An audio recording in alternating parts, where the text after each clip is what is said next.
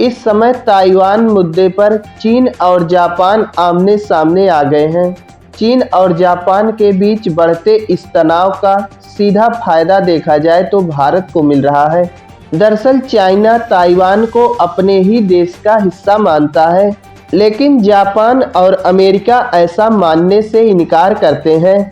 तो ऐसी स्थिति में देखा जा रहा है कि चाइना इस समय ताइवान पर कब्जा करने की कोशिश कर रहा है।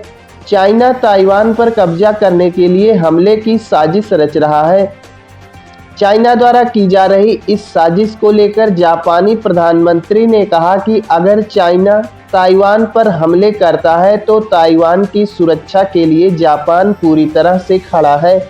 जापानी प्रधानमंत्री ने कहा कि ताइवान की सुरक्षा करना हमारा कर्तव्य है। अगर चाइना किसी भी प्रकार के हमले के बारे में सोचता है तो जापान ताइवान की सुरक्षा करेगा।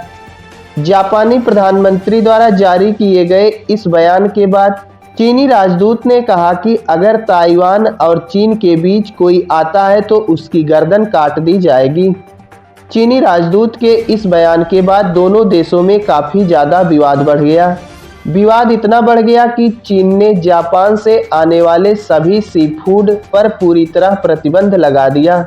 चीन ने भले ही जापानी सी फूड पर प्रतिबंध लगा दिया हो, लेकिन देखा जाए तो प्रतिबंध के बाद चीनी बाजार में सी फूड की भारी कमी होने लगी। जापान पर प्रतिबंध लगाए जाने के बाद चाइना सी फूड की पूर्ति करने के लिए भारत की तरफ तेजी से रुख कर रहा है, जिसके चलते देखा जाए तो भारतीय सी फूड की काफ़ी ज़्यादा मांग बढ़ गई है। इस समय उम्मीद से भी ज़्यादा भारतीय सी फूड की मांग हो गई है।